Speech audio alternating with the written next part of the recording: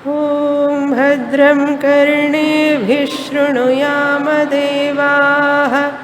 भद्रं पश्येमाक्षभिर्यजत्राः स्थिरैरङ्गैस्तुष्ट्वागुंसस्तनूभिः व्यशेमदेवहितं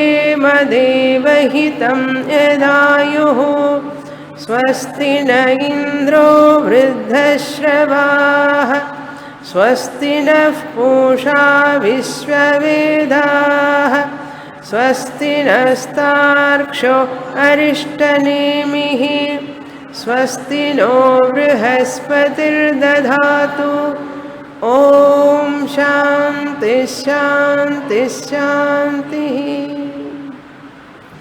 53వ పేజీ 23వ కారిక అకారో నయతే విశ్వం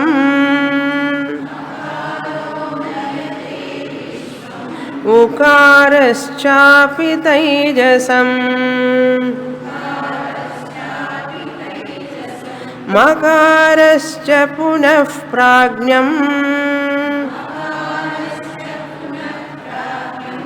అమాత్రే విద్యతే గతిః నామాత్రే విద్యతే గతిః.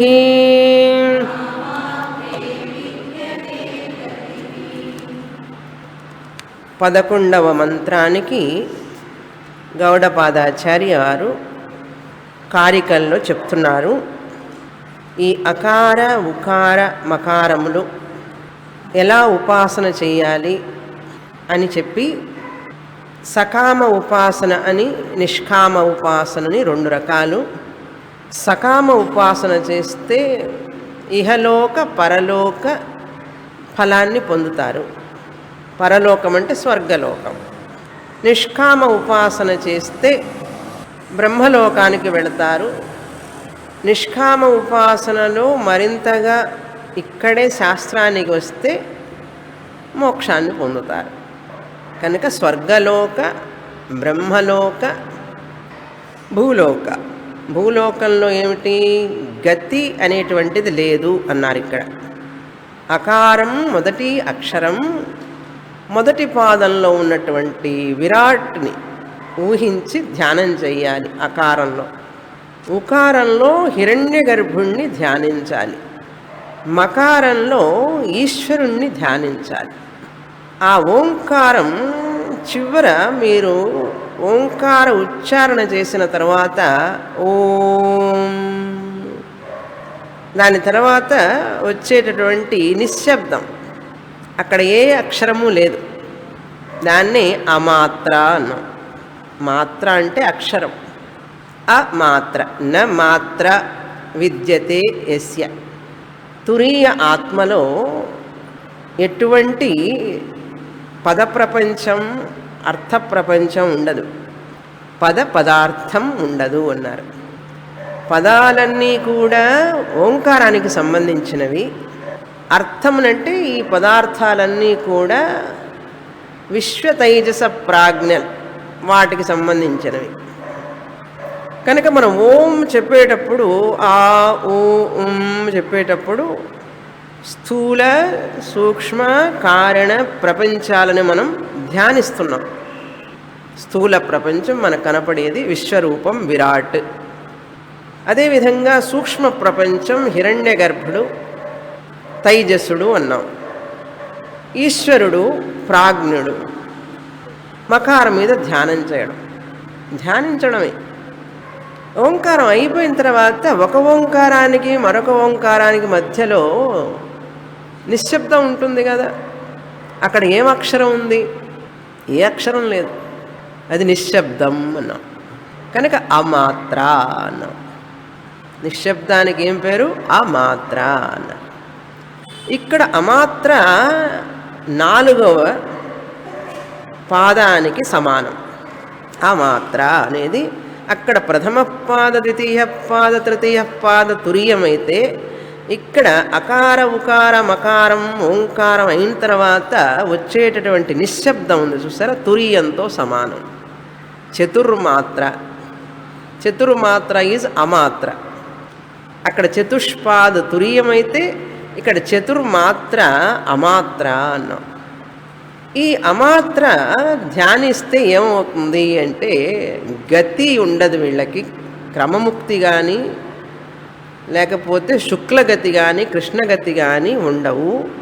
అగతి అన్నారు. మంత్రంలో ఏం చెప్పారు? అకారః నయతే విశ్వం అన్నారు. విశ్వం అంటే ఏమిటి? విరాట్. విశ్వం అంటే విశ్వ అంటే స్థూల శరీరాభిమాని విశ్వ అని అర్థం. వ్యష్టి సమష్టి అని రెండు తెలుసుకున్నాం మనం. వ్యష్టి సమష్టి ఇది బాగా గుర్తుపెట్టుకోవాలంటే మన ఇంట్లో గిన్నెలో నీళ్లు కాగపెడుతూ ఉంటాం. గిన్నెలో నీళ్లు కాగబెడతాం కదా. కాగబెట్టేటప్పుడు బుడగలు వస్తాయి. బుడగలు వచ్చి వచ్చి వచ్చి కొంచెం అవన్నీ కలిసి నురుగులాగా తయారవుతాయి. ఇంకా ఎక్కువ కాగగా ఏమవుతుంది? ఆవిరి రూపంలో వస్తాయి. ఆ బుడగలు, ఆ నురుగు, ఆవిరి అంతా కూడా నీటి స్వరూపమే కదా. అదేవిధంగా సముద్రం చూడండి, అక్కడ బుడగలు వస్తాయి, అక్కడ నురుగు వస్తుంది, అక్కడ కూడా ఆ నీళ్లు సూర్యరశ్మికి ఆవిరవుతాయి. అక్కడేం గ్యాస్ స్టవ్ ఉండదు, సూర్యరశ్మి ఆవిరి చేసుకుంటుంది ఆ నీటిని. ఇక్కడ బుడగలు నురుగు ఆవిరి, అక్కడ బుడగలు నురుగు ఆవిరి. ఇది వ్యష్టి, అది సమష్టి. ఈ గిన్నెలో ఉన్నవి నీళ్ళే, ఆ సముద్రంలో ఉన్నవి నీళ్ళే, ఏం తేడా లేదు. గిన్నెలో ఉన్న నీళ్లు వ్యష్టి, సముద్రంలో ఉన్న నీళ్లు సమష్టి అన్నాం. ఈ ఉదాహరణ గుర్తుపెట్టుకుంటే మనకు తేలిగ్గా ఉంటుంది. విశ్వం అంటే గిన్నెలో ఉన్నటువంటి బుడగల్లాంటి వాళ్ళు అనమాట. విశ్వంలో ఉన్న తురీయ ఆత్మ నీరు, సముద్రంలో సమష్టిలో ఉన్న తురీయ ఆత్మ నీటితో సమానం. నీటితో పోల్చాం తురీయ ఆత్మని. ఇక్కడ తురీయ ఆత్మ, అక్కడ తురీయ ఆత్మ. గిన్నెలో నీళ్లు, సముద్రంలో కూడా నీళ్లే. ఉదాహరణలో మనం దేనికి పోలుస్తున్నాం? తురీయ ఆత్మకి పోల్చాలి. ఎలాగైతే గిన్నెలో నీళ్లు, సముద్రంలో కూడా నీళ్ళే ఉన్నాయో అదేవిధంగా సమష్టిలోనూ తురీయ ఆత్మ, వ్యష్టిలో కూడా తురీయ ఆత్మ. ఎలాగైతే గిన్నె నీళ్ళల్లో బుడగలని, నురుగని, ఆవిరని మూడు ఉన్నాయి కదా, అదేవిధంగా ఈ యొక్క వ్యష్టి తురీయ ఆత్మలో స్థూల శరీరం అని, సూక్ష్మ శరీరం అని, కారణ శరీరం అని మూడు రకాలు. ఊరికి ఉదాహరణ చెప్తున్నాను. ఓకే, మూడు రకాలు: స్థూల శరీరం, సూక్ష్మ శరీరం, కారణ శరీరం వ్యష్టిలో. అదేవిధంగా ఈ సముద్రంతో పోల్చిన, నీటితో పోల్చినటువంటి తురీయ ఆత్మ సమష్టిలో కూడా విరాట్, హిరణ్యగర్భ, ఈశ్వర. స్థూల ప్రపంచం, సూక్ష్మ ప్రపంచం, కారణ ప్రపంచం. పేర్లే మార్పు, ఉన్న వస్తువు ఏంటి? అక్కడ బుడగ, నీరు, ఆవిరి. ఇక్కడ బుడగ, నీరు, ఆవిరి. వస్తువు ఏమిటండి? నీరు. మనకు వస్తువు ప్రధానమా? నీరు బుడగలు మారుతుండే ఆవిరిగా మారే ప్రధానమా? ఆవిరిగా ఉన్నా నీరే ఉన్నది, బుడగగా ఉన్నా నీరే ఉన్నది, నురుగుగా ఉన్న నీరే ఉన్నది. అదేవిధంగా విశ్వ తైజస ప్రాజ్ఞ అన్నాను, విరాట్, హిరణ్య గర్భ, ఈశ్వర అన్నా కూడా అప్పటికి కూడా తురీయ ఆత్మే వ్యష్టిలో మూడు రకాలుగా, స్థూల సూక్ష్మ కారణ శరీరాలుగా. తురీయ ఆత్మే స్థూల సమష్టిలో స్థూల ప్రపంచ, సూక్ష్మ ప్రపంచ, కారణ ప్రపంచ ఆత్మగా కనపడుతోంది అన్న. ఈ యొక్క ఉదాహరణ పెట్టుకొని ఇంట్లో కూర్చొని ధ్యానం చేయాలి. మిగతా ఉపనిషత్తులన్నీ క్లాసులో వినేటప్పుడు అర్థమవుతాయి. మాండూక్యోపనిషత్ విన్న తర్వాత వినంగానే అర్థం కాదు. చెప్పులు తొడుక్కున్నప్పటి నుంచి మళ్ళీ వచ్చే వారం క్లాసుకు వచ్చే వరకు నిధిధ్యాసనం చేయాలట. నిధిధ్యాసనం చేయాలన్నారు. కనుక అలా అర్థం కావాలి అంటే మనం వినడం మాత్రం సరిపోదు.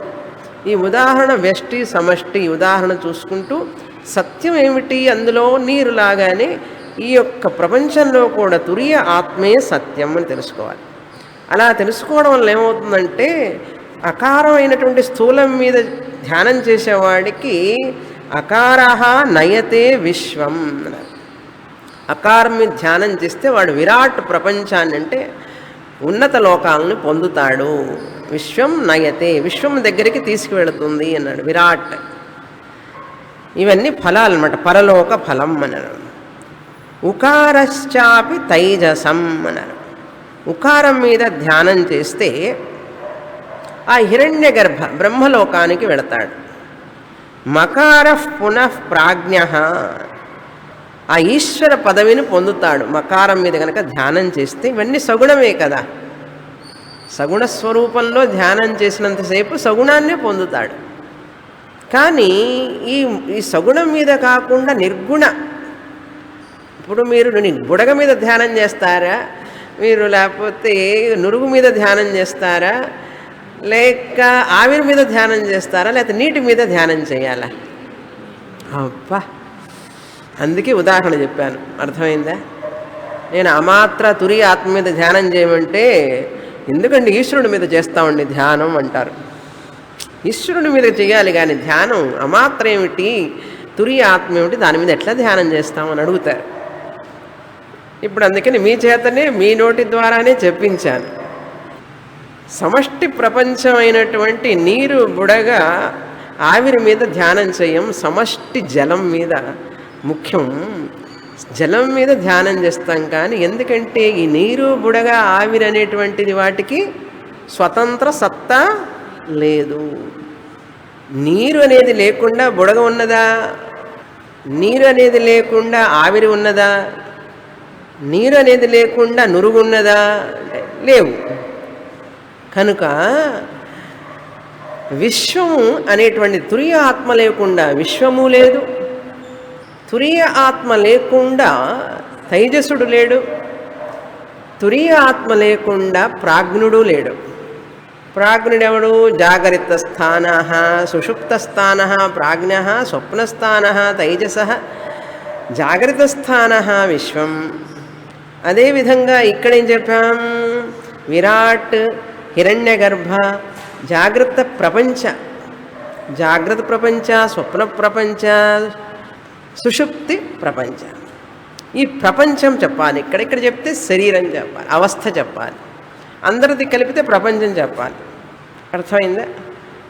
కారణ ప్రపంచ చెప్తాం, లేకపోతే స్థూల ప్రపంచ, సూక్ష్మ ప్రపంచ, కారణ ప్రపంచ, ఇవన్నీ పేర్లే. 3 అవస్థలు ఉన్నాయి కాబట్టి 3 ప్రపంచాలు ఉన్నాయి. ఇవన్నీ చెప్తున్నవి దేని మీద ఆధారపడి ఉన్నాయి? తురీయ ఆత్మ. ఆ తురీయ ఆత్మ ఈ యొక్క ఓంకారంలో దేనికి సంబంధం? ఆ మాత్ర అన్నారు. ఈ అమాత్రని, నిర్గుణ బ్రహ్మాన్ని ధ్యానించేవాడికి ఏ గతి ఉంటుందంటే ఆ గతి అన్నారు. వాళ్ళకి కృష్ణగతి, శుక్లగతి ఉండవు, వాళ్ళు ఇక్కడే మోక్షాన్ని పొందుతారు అన్నారు. తురియ జ్ఞానాన్ని పొంది ఇక్కడే వాళ్ళు ఆ ఆత్మజ్ఞానం ద్వారా మోక్షాన్ని పొందుతారు. వాళ్ళకి మళ్ళీ జన్మంటూ ఉండదు. అది ఇక్కడ చెప్పారు. న విద్యతే గతి. ఇంతవరకు చూసాం క్రిందటి వారం. ఇప్పుడు 12వ మంత్రంలోకి ప్రవేశిస్తాం.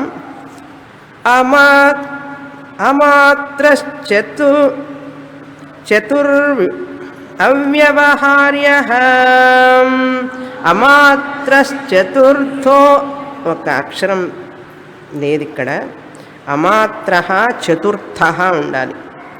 చతుర్థో ధా రాసుకోండి కింద, ఆ రో క్రింద రా ధా రాయాలి.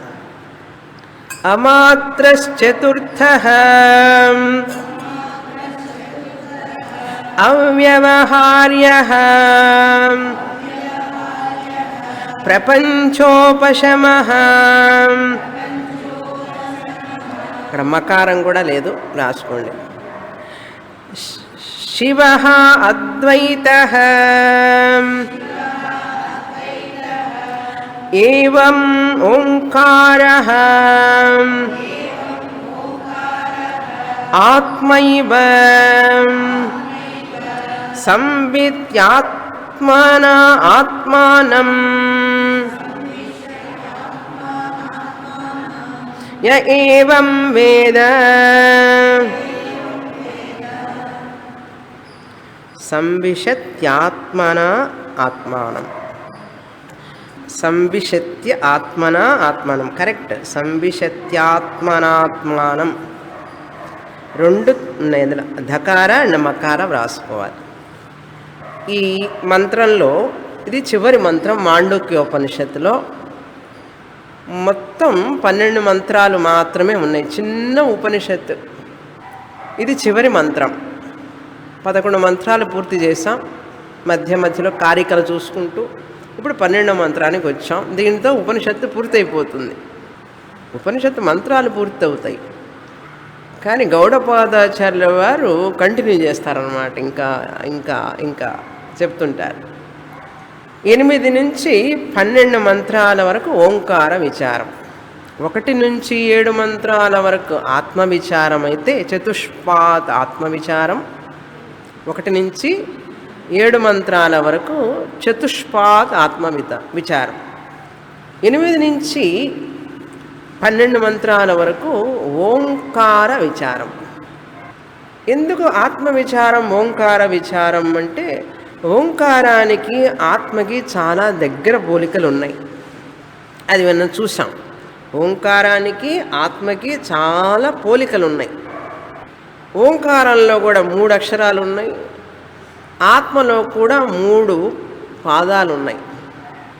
అందుకని ఆ పోలిక వల్ల ఓంకారాన్ని మనం ధ్యానిస్తూ ధ్యానిస్తూ ధ్యానిస్తూ ఉంటే ఆత్మని తెలుసుకోవడం చాలా సులభం అన్నారు.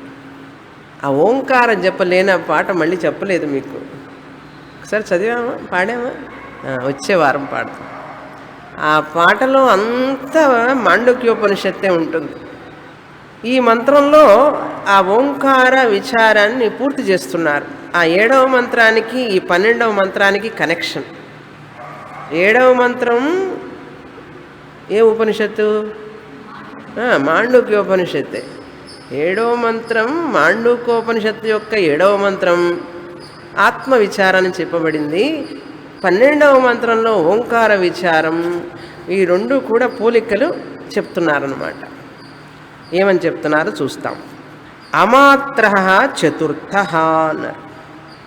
అకార ఉకార మకారాల గురించి 8, 9, 10, 11 మంత్రాల్లో చెప్పిన తర్వాత ఇప్పుడు అమాత్రను గురించి చెప్పాలి కదా. అక్కడ 7వ మాత్ర తురియాత్మ. నాంతః ప్రజ్ఞం న బహిష్ప్రజ్ఞం నో భయతః ప్రజ్ఞం నః ప్రజ్ఞానఘనం నః ప్రజ్ఞం నాః ప్రజ్ఞం అదృష్టమవ్యవహార్యం అగ్రాహ్యమలక్షణం అచింత్యమవ్యపదేశ్యం ఏకాత్మ ప్రత్యయసారం ప్రపంచోపశమం శాంతం శివమద్వైతం చతుర్థం మన్యంతే స ఆత్మ స విజ్ఞేయ. అదేవిధంగా ఇప్పుడు జాగ్రత్త అవస్థ, స్వప్నావస్థ, సుషుప్త అవస్థ చెప్పేసి 3 పాదాలు చెప్పిన తర్వాత 4వ పాదం చతుర్థ పాద తురీయ ఆత్మ అని చెప్పాం. ఆత్మ లక్షణాలు చెప్పబడినాయి. అదేవిధంగా చతుర్థ మాత్ర చెప్పాలి కదా. మరి అక్కడ ఆత్మ చెప్పాము, ఇక్కడ మాత్ర చెప్పాలి కదా. ఏమిటయ్యా ఈ మాత్ర అంటే అమాత్ర అన్నారు. అమాత్ర, ఇక్కడ అక్షరం లేదండి అన్నాడు. ఏమైపోయిందయ్యా అక్షరం అంటే, ఓం అయిపోయింది కదండి అన్నాడు. ఆ ఉమ్ము కలిపేస్తే ఓం అయిపోయింది కదా అంటే, ఓం అయిన తర్వాత ఏం మిగిలి ఉంటుంది? నిశ్శబ్దం. అమాత్ర అన్నారు. అమాత్ర చతుర్థ, 4వ మాత్ర అమాత్ర. మాత్ర లేనటువంటిది చతుర్థ మాత్ర అమాత్ర అన్నారు. చతుర్థ, ఈ అమాత్ర అయినటువంటి చతుర్థ స్థానంలో ఉన్నటువంటి ఏమిటి ఇది అంటే అవ్యవహార్య. వ్యవహారం చేయడానికి వీల్లేదు. ఎలా అర్థం చేసుకోవాలి ఇక్కడంటే, ఓం నిశ్శబ్దం, ఒక్క అక్షరం లేదు. ఓం అకారంలోనే ఉకారంలోనే మకారంలోనే అన్ని పదాలు ఉన్నాయి.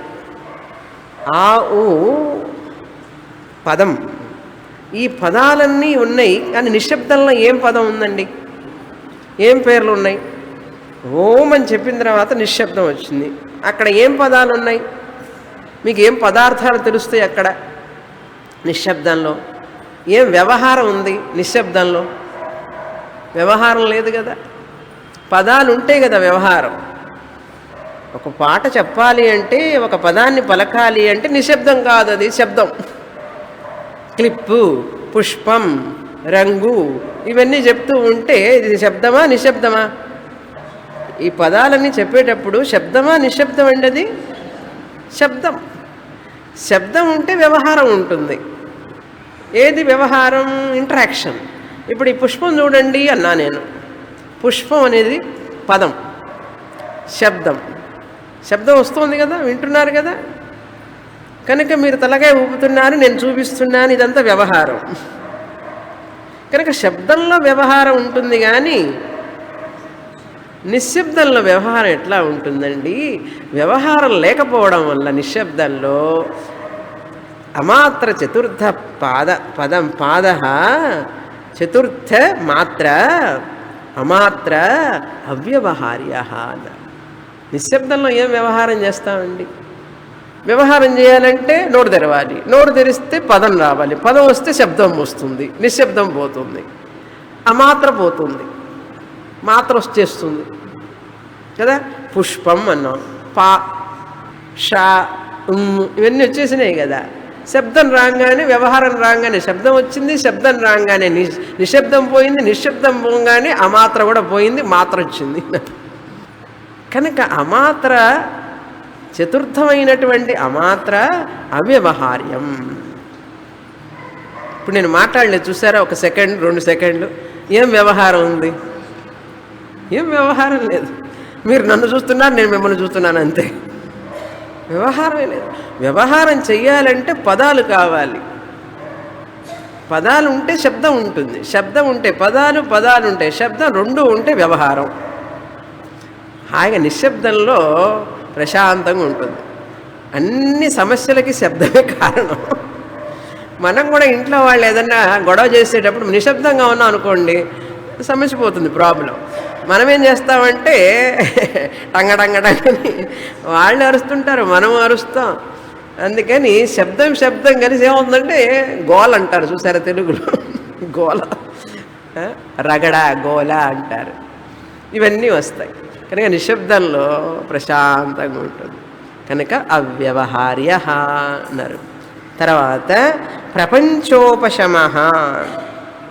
ప్రపంచ ఉపశమం అంటే మనకు ప్రపంచ ఉపశమం అనే విధం అక్కడ చూసాం 7వ మంత్రంలో. శాంతం శివం అద్వైతం చతుర్థం మన్యంతే, దానికి ముందు ప్రపంచోపశమం అనేది చూసాం. అక్కడే చెప్పేశాను. కావాలంటే మీ నోట్స్ చూసుకోండి వెళ్ళి, ఇంటికి వెళ్ళి. మళ్ళీ చెప్పను. ప్రపంచం అంతా లీనమైపోతుందని అర్థం. అక్కడ జాగ్రత్త అవస్థ, స్వప్నావస్థ, సుషుప్తి అవస్థలన్నీ లీనమైపోతాయని చెప్పాం. ఇక్కడ ఏమిటండి లీనమయ్యేది? ప్రపంచోపశమం అంటే పదాలన్నీ కూడా లీనమైపోతాయి. పదాలు ఏమి ఉండవు కదా మౌనంలో, నిశ్శబ్దంలో. పదప్రపంచం అంతా లేదు కదండి. ప్రపంచం అంతా అంటే ఏమిటండి? ప్రపంచం ఏమిటి?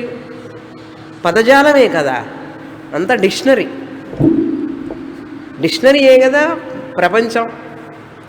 డిక్షనరీలో ఉన్న పదాలన్నీ ప్రపంచంలో ఉన్నాయి, ఏవే ఉన్నాయో అన్నీ.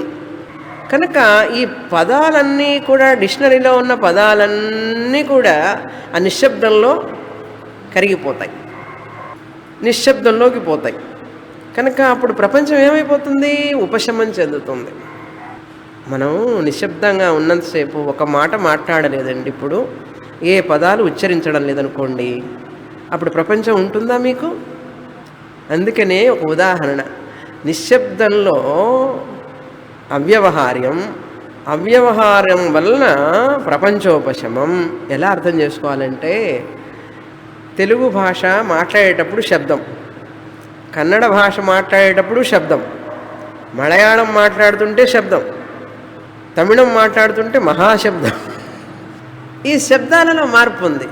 తెలుగు భాషా శబ్దం తమిళం భాషలాగా ఉండదు, తమిళ భాషా శబ్దం కన్నడ భాష శబ్దంలాగా ఉండదు, కన్నడ భాష శబ్దం మలయాళ శబ్దంలాగా ఉండదు, కానీ నిశ్శబ్దం కన్నడ నిశ్శబ్దమని, తమిళ నిశ్శబ్దమని, తెలుగు నిశ్శబ్దం అని 2, 4, 3 రకాలు ఉన్నాయా? లేవు కదా. ఒకటే నిశ్శబ్దం. మీ నిశ్శబ్దం చాలా బాగుంటుంది, మా నిశ్శబ్దం బాగుండదు అని ఉంటుందా? అందులో తేడాలు లేవు కదా, విభజన లేదు కదా నిశ్శబ్దంలో. కనుక తురీయ ఆత్మలలో భేదం లేదు, నిశ్శబ్దంలో కూడా భేదం లేదు. ఎందువల్ల లేదు అంటే ప్రపంచం అంతా కూడా ఉపశమించింది. మనంతా నిద్రపోయేటప్పుడు అక్కడ తురీయ ఆత్మలోకి వెళ్ళిపోయినాం, పదాలన్నీ ఏమైపోయినాయి? మంచి నిద్రలో ఎక్కడికి పోయినాయండి పదాలన్నీ? ప్రపంచం అంతా నిద్రలోకి జారిపోయినాడు అంటాడు చూడండి. నేను నిద్రలోకి జారిపోయినాను అని అంటాము. జారిపోవడం ఏమిటి అంటే ప్రపంచంలో ఉన్న పదాలు, ప్రపంచంలో ఉన్న పదార్థాలు అన్నీ కూడా అవ్యక్తావస్థలోకి వెళ్ళిపోయినాయి. అప్పుడు ప్రపంచం ఉపశమమే కదా. అప్పుడప్పుడు క్లాసులో కూడా నిద్ర వస్తే ప్రపంచం ఉపశమమే. రాదనుకోండి చెప్తున్నా, వస్తే ఉపశమమే, ప్రపంచోపశమం. రోజు నిద్రలో పదార్థాలు.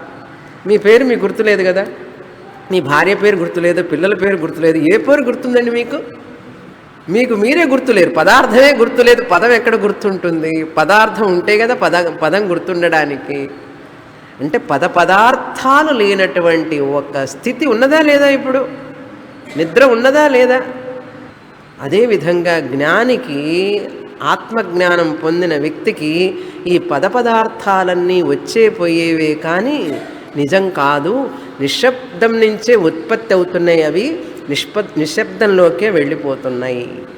ఎలాగైతే అన్నీ తురీయ ఆత్మ నుంచే వచ్చినాయి, ప్రళయకాలంలో తురీయ ఆత్మలోనే లీనమైపోతాయో అన్నానో, అదేవిధంగా ఈ శబ్దాలన్నీ కూడా ఓంకారం నుంచి వచ్చి మళ్ళీ శబ్దాలన్నీ కూడా ఓంకారంలో కలిసిపోవడమే నిశ్శబ్దం అన్నారు. అందుకని నిశ్శబ్దం బ్రహ్మ ఉచ్యతే అంటారు. ఏమండి కొంచెం కష్టంగా ఉంది అంటే తంగమాళిగకి పోదాం, మనం ఈజీగా అర్థమవుతుంది. బంగారము, గొలుసు, ఉంగరం, మూడింటిలో ఉన్నది ఏమిటండి? బంగారం. బంగారం గాజుని కరిగించండి, బంగారంలో కలిసిపోతుంది, బంగారంలాగా అయిపోతుంది. ఉంగరాన్ని కరిగించండి, బంగారం. గొలుసుని కరిగించేసేయండి, బంగారం. అండి అది బంగారాన్ని తెలియడానికి కరిగించాలా? కరిగించకుండానే తెలుసుకోగలరా లేదా? ఇప్పుడు మందబుద్ధులకి కరిగిస్తే కానీ తెలియదు, మీలాంటి ఉత్తమ అధికారులకి కరిగించకుండానే మేము తెలుసుకోండి మాకు అని చెప్పచ్చు. ఏమని చెప్పాలి? గాజే బంగారం అండి, ఉంగరమే బంగారం, గొలుసు బంగారం అంటారు మీరు. నేనంటాను అసలు గాజు లేదు, ఉంగరం లేదు, గొలుసు లేదు, బంగారానికి ఆ పేర్లు పెట్టారు. గాజనే వస్తువు లేదు, ఉంగరం అనే వస్తువు లేదు, గొలుసు అనే వస్తువు లేదు. బంగారమే గొలుసు అని పిలువబడుతున్నది, బంగారమే ఉంగరం అని పిలువబడుతున్నది, బంగారమే గాజు అని పిలువబడుతున్నది అంతే. మన యొక్క వ్యవహారం కోసం ఏవి ఎక్కడ పెట్టుకోవాలి అక్కడ పెట్టుకోవాలి కదా. గాజు చేతులకు వేసుకోవాలి, ఉంగరం వేలుకు పెట్టుకోవాలి, గొలుసు మెడలో వేసుకోవాలి, గొలుసు కాళ్ళకు ఇప్పుడు గొలుసులు కాళ్ళకు పెట్టుకుంటారు. అందుకని ముక్కు పుడక తీసుకుపోయి చేతికి పెట్టుకోం కదా. ఇది వ్యవహారం కోసం పెట్టిన పేర్లవి. కానీ సత్యం ఏమిటండి వాటితో ఉన్నది? బంగారం. ఇప్పుడు మన తురీయ ఆత్మ బంగారం లాంటిది, బంగారం లాంటిది. అదేవిధంగా ఇక్కడ చెప్తున్నారు ప్రపంచోపశమ. ఆభరణాలన్నీ ఉపశమించిపోతాయి. దేంట్లోకి పోతాయి? బంగారంలోకి పోతాయి. ఎందుకు పోతాయి బంగారంలోకి? ఇనుములోకి పోవచ్చుగా. బంగారంలో నుంచి వచ్చినవి బంగారంలోకి వెళ్ళాలి. ఎందుకు పెద్ద థీసిస్ చేయాలి ఉండి దానికి? అవన్నీ ఎందుకు బంగారంలోకి పోవాలంటే బంగారంలో నుంచి వచ్చినవి బంగారంలోకి వెళ్ళిపోవాలి. కనుక ఇక్కడ ఓంకారం, అకార ఉకార పదజాలం అంతా వచ్చింది. ఓంకారం నుంచి వచ్చిన పదజాలం అంతా కూడా మళ్ళీ ఎక్కడికి వెళ్ళిపోవాలి? ఓంకారంలోకి వెళ్ళిపోవాలి. అదేవిధంగా ఈ తురీయ ఆత్మ నుంచి వచ్చినటువంటి ఇవన్నీ కూడా పదార్థాలన్నీ కూడా ఎక్కడికి వెళ్ళిపోవాలి? తురీయ ఆత్మలోకి వెళ్ళిపోవాలి. దాన్నే ప్రపంచోపశమ అన్నారు. తర్వాత శివ అద్వైత. శివ అంటే మంగళం అని అర్థం. ఎందుకు శివ? ఈ తురీయ ఆత్మ మౌనం, నిశ్శబ్దం, అమాత్ర శివ అన్నాం. శాంతం శివం అద్వైతం అన్నాం అక్కడ. ఈ ఓంకారం తర్వాత వచ్చే నిశ్శబ్దం కూడా శివ, మంగళం. ఎందుకనంటే ఇక్కడ దుఃఖం అనేటి ఉండదు. ఎక్కడైతే దుఃఖం ఉండదో అది మంగళం. తురీయ ఆత్మ ఈ నిశ్శబ్దం సమానం కనుక అక్కడ తురీయ ఆత్మ ఆనంద స్వరూపం గనక ఇక్కడ అమాత్ర అయినటువంటి ఈ నిశ్శబ్దం కూడా ఆనంద స్వరూపం గనక శివ అద్వైత. ఎన్ని నిశ్శబ్దాలు ఉన్నాయండి? 2 నిశ్శబ్దాల, 3 నిశ్శబ్దాల, 4 నిశ్శబ్దాల? పదాలు అనేకం ఉండవచ్చు, అక్షరాలు అనేకం ఉండవచ్చు, కానీ నిశ్శబ్దం ఒక్కటే. తెలుగు నిశ్శబ్దమని, కన్నడ నిశ్శబ్దమని లేదు కదా. అందుకనే అద్వైత, 2 లేనటువంటి ఏదో అది నిశ్శబ్దం అన్నారు. తర్వాత ఏవం ఓంకారం ఆత్మా ఏవ. ఈ విధంగా మనం ఏం తెలుసుకోవాలి? ఓంకారం ఆత్మ అని అర్థం. ఆత్మ అని తెలుసుకోవాలి.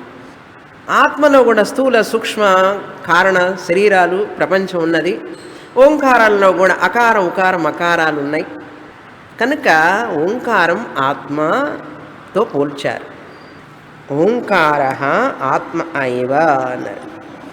ఆత్మ ఇవ అంటే ఎలాగైతే తురీయ ఆత్మ అధిష్టానం స్థూల సూక్ష్మ కారణ శరీర ప్రపంచాలకి అధిష్టానం తురీయ ఆత్మ, అదేవిధంగా ఓంకారం అనేటువంటిది అకార ఉకార మకార శబ్దాలతో కూడిన ఈ పద ప్రపంచానికి అధిష్టానం అన్నాం. ఓం అధిష్టానం అన్నాం. ఎలాగైతే పాముకి ఎవరండి అధిష్టానం? తాడు. తాడు లేకుండా పాము లేదు కదా. కనుక రజ్జు అధిష్టానం, సర్పస్య అధిష్టానం రజ్జు అన్నారు. పాము కనపడాలి అంటే కనపడుతున్నది అంటే దేని మీద కనపడుతుందండి? ఒక నిజమైన వస్తువు మీద లేని వస్తువు కనపడుతుంది. లేని వస్తువు కనపడుతున్నది అంటే దేని మీద కనపడుతున్నది? తాడు మీద కనపడుతోంది. కనుక తాడు అనేటువంటిది అధిష్టానం, ఆధారం. అధిష్టానం అంటే ఆధారం. రెండవ పాయింట్ ఏంటంటే ఈ యొక్క పాము లేకపోయినా తాడు ఉంటుందా లేదా? తాడు స్వతంత్రంగా ఉందా లేదా పాము ఉంటేనే ఉంటుందా? తాడు స్వతంత్రంగా ఉంటుంది. అది పాముకుతో సంబంధం లేదు దానికి. అవునా? తురీయ ఆత్మ అధిష్టానం, ఓంకారం అధిష్టానం. అదేవిధంగా తురీయ ఆత్మ అనేది ఎప్పుడూ ఉంటుంది. స్థూల సూక్ష్మ కారణ ప్రపంచాలు లేకుండా కూడా ఉంటుంది తురీయ ఆత్మ. ఎక్కడండి ఉంటుంది అంటే నిద్రపోయేటప్పుడు ఎక్కడ ఉంటుంది? స్థూల శరీరం గుర్తుందా? సూక్ష్మ శరీరం గుర్తుందా? కారణ శరీరం గుర్తుందా? మీరు ఉన్నారా లేదా? అప్పుడు 3 శరీరాలు గుర్తు లేకుండా ఉన్నారా లేదండి? ఎక్కడ ఉంటుందంటే అక్కడే ఉంటుంది. నేను నిద్రపోయేటప్పుడు లేనండి. నేను నిద్రపోయేటప్పుడు లేనని నీకెట్లా తెలుసు? నువ్వు నిద్రపోయేటప్పుడు నువ్వు లేవని నీకెట్లా తెలుసు అన్నాడు. ఎప్పుడన్నా ఆలోచించావా? ఆలోచించాం. కనుక ఆ ఆత్మ అనేటువంటిది, తురీయ ఆత్మ అనేటువంటిది అధిష్టానం. ఈ యొక్క స్థూల సూక్ష్మ కారణ శరీరాలు లేకుండా కూడా తురీయ ఆత్మ ఉంటుంది అని, స్వతంత్రంగా ఉంటుంది. అకారం ఓంకారం మీద ఆధారపడింది, ఉకారం ఓంకారం మీద ఆధారపడింది, మకారం ఓంకారం మీద ఆధారపడింది. ఓం తర్వాత నిశ్శబ్దం ఉంది చూసారు, అమాత్ర దేని మీద ఆధారపడింది? దేని మీద ఆధారపడలేదు. చూసారా? దాన్ని ఇక్కడ అధిష్టానం స్వతంత్ర అన్నాం. రెండవ పాయింట్. మూడవ పాయింట్ ఏంటంటే అది భ్రాంతి అయినప్పటికీ కూడా అవి సత్యం కాదు కదా. ఏది? పాము మీద త్రాడు చూస్తున్నాం. ఆ త్రాడు అయినటువంటిది సత్యమా అసత్యమా? పాము సత్యమా అసత్యమా? అసత్యం. ఆ పాము, అసత్యమైన పాము కనపడడానికి కూడా సత్యమైన వస్తువు కావాలా లేదా? జాగ్రత్తగా వినాలి. కళ సత్యమా అసత్యం అండి? ఎండమావి నీరు కనపడుతోంది అక్కడ తార్ రోడ్డు మీద. సత్యమా అసత్యమా? అసత్యం. ఇప్పుడు ఆ ఎండమావి నీరు కనపడాలి అంటే ఆ కనపడుతున్న దానికి ఒక అధిష్టానం కావాలి, తార్ రోడ్డు. ఏది సత్యమైన తార్ రోడ్డా అసత్యమైన తార్ రోడ్డా? సత్యమైన తార్ రోడ్డు ఉన్నప్పుడే దాని మీద ఇది కనపడుతుంది. అందుకని భ్రాంతితో కూడిన ఒక వస్తువు చూడాలంటే దానికి అధిష్టానం ఒకటి కావాలి. కళ అనేది సత్యం కాకపోయినప్పటికీ కూడా భ్రాంతితో కూడినటువంటి కళని చూడాలి అంటే దానికి ఒక సత్య అధిష్టానం కావాలి. ఎవరు? వేకర్. మెలకుతో ఉన్నవాడు నిద్రలోకి జారిపోయినాడు. కళలు ఎవరికండి వచ్చేది? నాకే. ఇప్పుడు కళ సత్యమా నేను సత్యమా? నేను సత్యం. కనుక కళ కనాలి అంటే, కళ రావాలి అంటే నేను ఉండాలా లేదా? కనుక సత్యం కానటువంటి కళ రావాలంటే సత్యమైన నేను ఉండాలి. అదేవిధంగా సత్యం కానటువంటి పాము కనపడాలి అంటే సత్యమైనటువంటి తాడు కావాలి. అవునా? 3 ఉదాహరణలు చెప్పాను చాలా. అదేవిధంగా ఈ సత్యం కానటువంటి ఈ ప్రపంచం మొత్తం కనపడడానికి జాగ్రత్త, స్వప్న, సుషుప్తి అనేటువంటి నామ రూపాలతో కూడినటువంటి పదార్థాలు, నామ నామి, పదార్థం. ఈ పేర్లు, ఈ రూపాలు, ఇవన్నీ అసత్యాలు. ఈ అసత్యాలన్నీ కనపడుతున్నాయి కదండి అన్నాడు. కనపడటానికి ఒక సత్య వస్తువు ఉంది నాయన. తురీయ ఆత్మ అమాత్ర చతుర్థ నిశ్శబ్దం. కనుక నీకు కనపడుతున్నవన్నీ సత్యం కావడానికి లేదు. నీకు కళ కూడా కనపడింది కదా నిన్న రాత్రి, సత్యమైందా? తారు రోడ్డు మీద నీళ్లు కనపడినాయి, సత్యమైందా? తాటి మీద పాము కనపడింది, సత్యమైందా? తురీయ ఆత్మ మీద ఈ నామరూపాలన్నీ కనపడుతున్నాయి నీకు. ఈ పదాలన్నీ కూడా నువ్వు ఉచ్చరిస్తున్నావు. ఒక్కొక్క పేరు, ఒక్కొక్క రూపం, ఒక్కొక్క ఇది క్లిప్పు, పుష్పం, watch, mike, phone, cell phone, ఈ ఫోన్లన్నీ రూపాలు, పేర్లన్నీ నువ్వు ఉపయోగిస్తున్నంత మాత్రాన అవి సత్యం కావు. వాటన్నిటికి అధిష్టానం తురీయ ఆత్మ అన్నారు. తురీయ ఆత్మ సత్యం మీద, అధిష్టానం మీద భ్రాంతితో కూడినటువంటి నామరూపాలన్నీ నీకు కనపడుతున్నాయి. అవి సత్యం అనుకున్నాం. ఏమండి అదంతా భ్రాంతి ఎట్లా అవుతుందండి? పాము అంటే భ్రాంతి, ఎండమామి నీరంటే భ్రాంతి, ఒప్పుకుంటాను. ఇంకో ఉదాహరణ ఏం చెప్పాను? కళ అంటే భ్రాంతి అన్నారు, ఒప్పుకున్నాను. 3 కాదు ఇంకా 10 చెప్పండి ఉదాహరణలు, ఒప్పుకుంటాను. 100 ఉదాహరణలు చెప్పండి, ఒప్పుకుంటాను. ఈ ప్రపంచం అంతా మిథ్య అన్నారంటే నాకు అరగదు అసలు. ఆ వార్త మాత్రం నాకు అరగదన్నాడు. అప్పుడు మనం ఏం చెప్పాం ఉదాహరణ? ఇప్పుడు కుండ అనేటువంటిది ఉన్నదిరా నిజంగా? లేదు కదా. కుండ అనేది ఉన్నదా? లేదు కదా. కనపడినంత మాత్రాన ఉన్నదని చెప్పలేవు. ఉన్నదేమిటి? ఇక్కడ మట్టి కుండలాగా కనపడుతుంది. ఇంగ్లీష్లో పాట్ అంటారు, పాటీ అన్నారు, పాటీ క్లే అన్నారు. అంటే పాట్ రూపంలో ఉన్నటువంటి క్లే అండి. కుండ ఎక్కడ ఉన్నదండి? మనిషి రూపంలో ఉన్న తురీయ ఆత్మ సత్తా. నేను ఉన్నాను, నాకు ఎరుక, ఉనికి ఎరుక. తురీయ ఆత్మకి ఈ పేరు ఇచ్చారు. ఇప్పుడు ఏ పేరు? సత్యవ్రతానంద అని పేరు. ఎవరికి? ఉనికి ఎరుక ఉన్నటువంటి తురీయ ఆత్మకే సత్యవ్రతానంద పేరు. అట్లా మీ పేర్లన్నీ చెప్పుకోండి. లేకపోతే అందరినీ తురీయ ఆత్మ ఇక్కడ, తురీయ ఆత్మ వెళ్ళంటే ఎవడు ఏ తురీయ కదా. అందుకని ఒక్కొక్క తురీయ ఆత్మకి ఒక్కొక్క పేరు. చూడండి ఎంత ఫెసిలిటీగా ఉందా లేదా? మనం ఏం చేసామంటే ఆ తురీయ ఆత్మకి ఇచ్చిన పేర్లను మర్చిపోయి ఆ పేర్లలో పడిపోయినాం. అద్వైత తురీయ ఆత్మ, ఓంకార ఆత్మ అన్నారు. చూసారా, దానికి దీనికి సరిపోయింది అన్నారు. సంవిశత్ అన్నారు. సంవిశతి ఆత్మనా ఆత్మానం. సంవిశతి అంటే ఇలా ఎవరైతే తెలుసుకుంటారో, ఏవం వేద, ఈ విధంగా ఎవరైతే మాండూక్యోపనిషత్తులో చెప్పినట్లుగా సోమవారం క్లాస్కి వచ్చి తెలుసుకుంటారో, ఏవం వేద, అంటే ఎవరైతే, ఏవం ఈ విధంగా ఉదాహరణల మీద ఉదాహరణలు చెప్పి అర్థం చేసుకుంటారో వాళ్ళు ఆత్మనా ఆత్మానం సంవిశతి.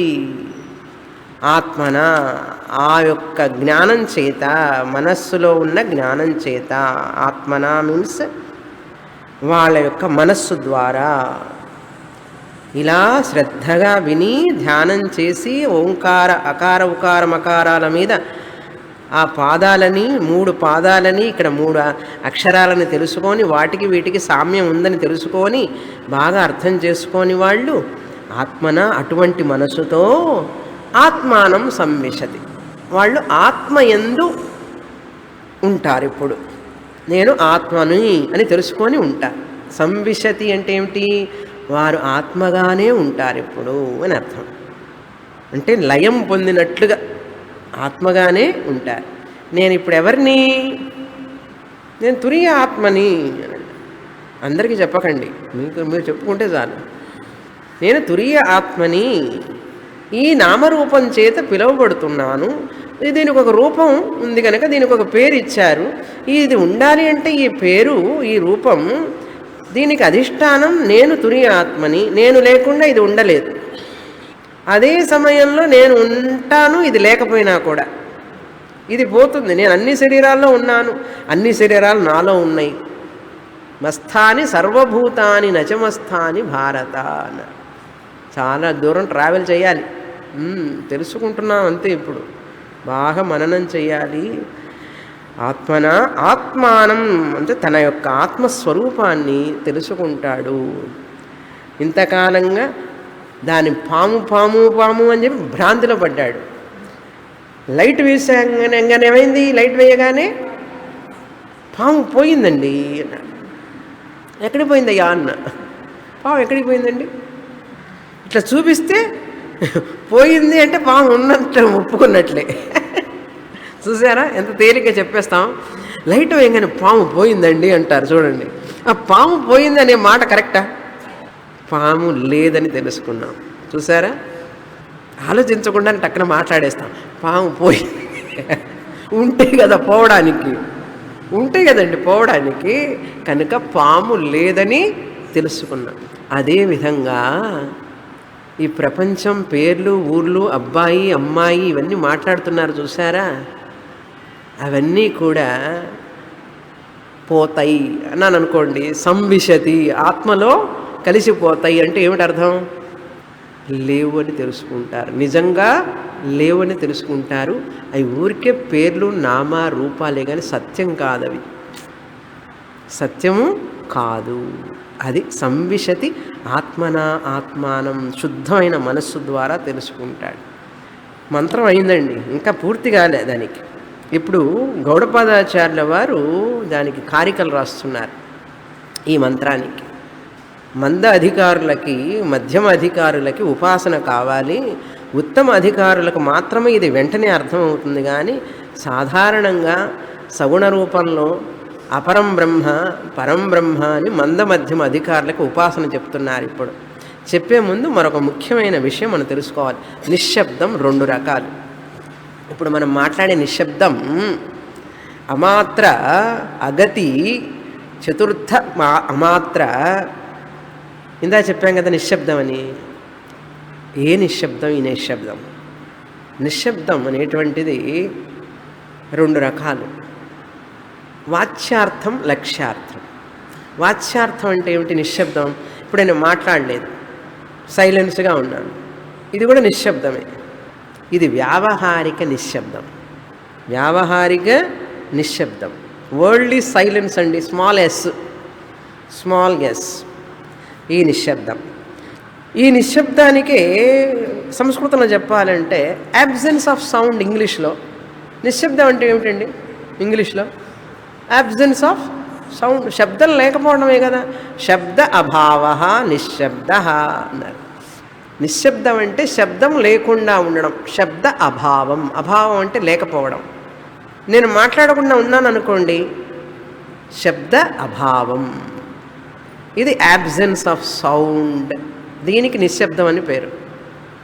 లక్ష్యార్థ నిశ్శబ్దం అంటే ఏమిటి అంటే తురీయ ఆత్మ, తురీయ ఆత్మ అది క్యాపిటల్ ఎస్, సైలెన్స్లో క్యాపిటల్ ఎస్.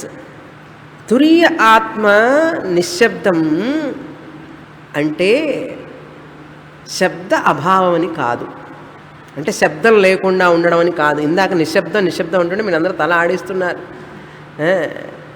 అంటే శబ్దం లేకపోవడం వల్ల వచ్చే నిశ్శబ్దం కాదు తురీయ ఆత్మ అంటే. అర్థమైందా? ఇందాక నిశ్శబ్దం అంటే ఏం చెప్పారు? ఓం, సైలెన్స్, శబ్ద అభావం, అది నిశ్శబ్దం. వాచ్యార్థం, ప్రైమరీ మీనింగ్ స్మాల్ ఎస్. ఇప్పుడు మనం చెప్పే తురీయ ఆత్మ అమాత్ర నిశ్శబ్దం అనేటువంటిది శబ్ద అభావం కాదు, ఇంప్లైడ్ మీనింగ్ ఉంది దానికి. లక్ష్యార్థం చెప్పాలి, వేరే అర్థం ఉంది దానికి. ఏమిటండి ఆ అర్థం అన్నారు? నిశ్శబ్దం బ్రహ్మ ఉచ్యతే అన్న నిశ్శబ్దం శబ్దం లేకుండా ఉండడం వల్ల ఉండే నిశ్శబ్దం కాదు నాయన. ఆ నిశ్శబ్దం అనేది అన్ని శబ్దాలను తెలుసుకునేటటువంటి నిశ్శబ్దం. అంటే చైతన్యం బ్రహ్మ అన్నారు. ఎలా తెలుసుకోవాలి దాన్ని అంటే, ఉదాహరణకి పంచదశిలో నాటక దీపక ప్రకరణంలో చెప్తారు విద్యారణ్యుల వారు. ఏమనంటే కథ, ఒక కథ చెప్తాం. ఒక స్టేజ్ ఉందండి ఇప్పుడు అక్కడ, రంగస్థలం అంటారు చూసారా, డ్రామాలు వేసేవి, డాన్స్ వేసేవి, రంగస్థలం స్టేజ్ ఉన్నదా? ఇదే ఒక స్టేజ్ అనుకోండి. ఇప్పుడు ఒక స్టేజ్ ఉన్నది, ఆ స్టేజ్ మీద ఒక నర్తకి వచ్చి డాన్స్ చేస్తున్నది.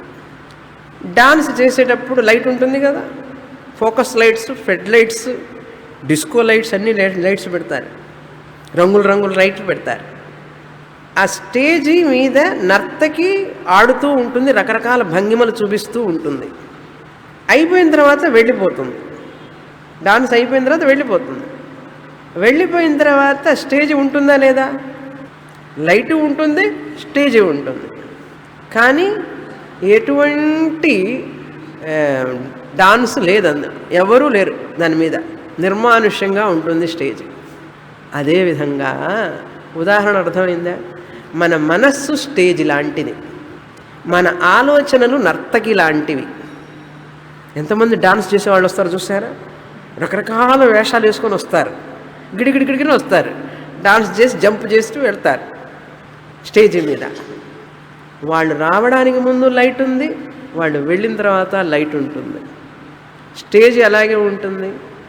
మన ఆలోచనలు కూడా ఆ డాన్సర్స్తో సమానం. ఒక్కొక్క ఆలోచన ఒక్కొక్క డాన్సర్. కొందరు నవ్వే డాన్సర్లు, కొంచెం కామెడీ డాన్సింగ్, ట్రాజడీ, నవరసాలు ఉన్నాయి కదా, హాస్య, రౌద్ర, శృంగార, కరుణ, రకరకాల రసాలు. మన థాట్స్ కూడా అంతే, నవరసాలతో కూడినటువంటి ఆలోచనలన్నీ వస్తాయి, వచ్చి కాసేపు డాన్స్ చేస్తాయి. ఎక్కడ? ఏ స్టేజ్ మీద? మనస్సు అనే స్టేజ్ మీద. ఈ మనస్సు అనే స్టేజ్ మీద ఆలోచనలు అనేవన్నీ కూడా డాన్స్ చేసేటప్పుడు వీటన్నిటినీ ఉన్నాయని తెలియజేసేవాడు ఎవరంటే తురీయ ఆత్మ లైట్. ఆ లైట్ ఉండడం వల్లనే కదండి మీకు స్టేజీ కనపడింది, డాన్సర్ కనపడ్డారు, డాన్సర్స్ అందరినీ చూశారు. లైట్ లేకపోతే చూడగలరా? అందుకనే తురీయ ఆత్మ అనేటువంటి లైట్ వల్లనే ఈ యొక్క ఆలోచనల నర్తకీలందరి నర్తకీమణులు. ఏ మణులు? నర్తకీమణులు. Emotions, each emotion is a one dancer. కాసేపు కంపాషన్, మనకి చాలామంది మీద ఎంత కంపాషనేట్ అండి అన్నాడు, అంతసేపట్లోనే రౌద్రం, అంతసేపట్లోనే క్షమాగుణం, ప్రేమ, ద్వేషం, రాగ, ఇమోషన్స్ అన్నీ కూడా మనసులో వస్తూ ఉంటాయి. అది వస్తున్నది, ఇది వస్తున్నది అని చెప్పి మనస్సులు అనే స్టేజ్ మీద తెలియజేసేవాడు ఎవరంటే నిశ్శబ్దం తురీయ ఆత్మ. అది నిశ్శబ్దం అంటే అక్కడ. అంటే ఆలోచనలు వస్తున్నాయని తెలియజేసేవాడు, ఆలోచనలు పోస్తున్నాయని చెప్పి రివీల్ చేసేవాడు, ప్రకాశింపజేసేవాడు ఎవరో వాడే నిశ్శబ్ద తురీయ ఆత్మ అన్న. అది నిశ్శబ్దం అంటే ఇక్కడ అర్థం. అంతేగాని శబ్ద అభావం కాదు. అంటే ఆలోచనలు నర్తకీమణులు ఉన్నప్పటికీ లేనప్పటికీ ఉన్నప్పుడు ఉన్నట్లుగా ప్రకాశింపజేస్తున్నాడు లైట్, లేనప్పుడు లేనట్లుగా ప్రకాశింపజేస్తున్నాడు. ఎవరు? లైట్ చేస్తున్నది. అదేవిధంగా తురీయ నిశ్శబ్దం అనే తురీయ ఆత్మ శబ్దాలు ఉన్నాయి అని తెలియజేస్తుంది, నిశ్శబ్దం అని కూడా తెలియజేస్తున్నది. ఇప్పుడు నేను సైలెన్స్, ఆ శబ్దం ఎవరండి తెలుసుకున్నది? ఐది కాన్షియస్నెస్. సైలెన్స్ని ఎవరు తెలుసుకున్నది? ఐది కాన్షియస్నెస్. నాకు తెలుసు ఏం చెప్పండి. ఇప్పుడు స్వామిని శబ్దం చేశారని తెలుసు. ఇప్పుడేం తెలిసింది? ఎవరికండి తెలిసింది? సో శబ్దాన్ని తెలుసుకున్నవాడు, శబ్దం లేదని తెలుసుకునేవాడు, వాడు అభావమా? వాడు లేకుండా ఉన్నారా? ఆ కాన్షియస్నెస్ ఉన్నది. కనుక శబ్దం ఉన్నప్పుడు, శబ్దం లేనప్పుడు, ఉన్నదని శబ్దం ఉన్నదని తెలుసుకుంటాడు, లేనప్పుడు లేదని తెలుసుకునేవాడు. అది నిశ్శబ్దం. అక్కడ అది నిశ్శబ్దం అంటే అర్థం. ఎందుకు నిశ్శబ్దం అని పేరు పెట్టామంటే ఆ నిశ్శబ్దంలో పేర్లు లేవు, రూపాలు లేవు. జ్ఞానంలో ఆత్మజ్ఞానం వచ్చినప్పుడు నామరూపాలన్నీ మిథ్య అవ్వడం వల్ల అది నిశ్శబ్దంతో సమానం. ఇది పెద్ద థీసిస్. సరే, ఒకవేళ ఈ నిశ్శబ్దం, శబ్దాలు లేకపోవడమే తురీయ ఆత్మ అన్నారు అనుకోండి. శబ్దం లేకపోవడమే తురీయ ఆత్మ అంటే శబ్దం లేకపోవడం ఏం చెప్పాం? నిశ్శబ్దం అన్నాం. శబ్దం లేకపోవడం, అప్పుడు తురీయ ఆత్మ కూడా లేకుండా పోతుంది. చూసారా ప్రాబ్లం? నిశ్శబ్దం అంటే శబ్ద అభావం అండి, శబ్దం లేదన్నాం. ఒకవేళ ఈ నిశ్శబ్దమే తురీయ ఆత్మ అన్నారనుకోండి, సపోజ్ నేను చెప్పలేదనుకోండి ఇంతసేపు, ఈ నిశ్శబ్దమే తురీయ ఆత్మ, నిశ్శబ్దం పోయి మళ్ళీ శబ్దం వస్తుంది కదా. తర్వాత నిశ్శబ్దం పోతే కాసేపు తర్వాత శబ్దం వస్తుంది కదండి. అప్పుడు ఆ నిశ్శబ్దం పోయినప్పుడు తురీయ ఆత్మ కూడా పోతుంది. అప్పుడు మన తురీయ ఆత్మ పోయే ఆత్మ, వచ్చే ఆత్మ. పోయేది కాదు, వచ్చేది కాదు, ఎప్పుడు ఉండేది. కనుక ఆ నిశ్శబ్దంతో తురీయ ఆత్మని పోల్చకూడదు. ఇప్పుడు మన నిశ్శబ్దం ఏమిటంటే నిశ్శబ్దాన్ని తెలియజేసేది, శబ్దాన్ని తెలియజేసేది. అది తురీయ ఆత్మ. అది లక్ష్యార్థ నిశ్శబ్దం అని తెలుసుకోవాలి. అందుకని ఈ నిశ్శబ్దం శబ్దానికి వ్యతిరేకం. ఇది శబ్దం వస్తే పోతుంది నిశ్శబ్దం. ఏ నిశ్శబ్దం? మనం మాట్లాడామనుకోండి, మన సైలెన్స్ పోతుంది. మన సైలెన్స్గా ఉంటే శబ్దం పోతుంది. అందుకని వాచ్యార్థ నిశ్శబ్దం వచ్చిపోయేది. అర్థమైందా? ఇప్పుడు మన శబ్ద అభావం అని చెప్తున్నది ఇప్పుడు వచ్చింది, అది మళ్ళీ నేను మాట్లాడంగానే పోయింది. కనుక అది శబ్దానికి వ్యతిరేకం. ఇది నిశ్శబ్దం. కానీ మన తురీయ ఆత్మ ఆ నిశ్శబ్దానికి వ్యతిరేకి కాదు. ఆ నిశ్శబ్దాన్ని తెలుసుకుంటున్నది, శబ్దాన్ని తెలుసుకుంటున్నది. శబ్దం ఉన్నదని తెలుసుకున్నది, నిశ్శబ్దం ఉన్నదని తెలుసుకునేటప్పుడు కూడా రెండప్పుడు ఉన్నది ఏమిటది? తురీయ ఆత్మ. ఇప్పుడు నేను నిశ్శబ్దంగా ఉన్నప్పుడు మీరు తెలుసుకుంటున్నారా లేదా?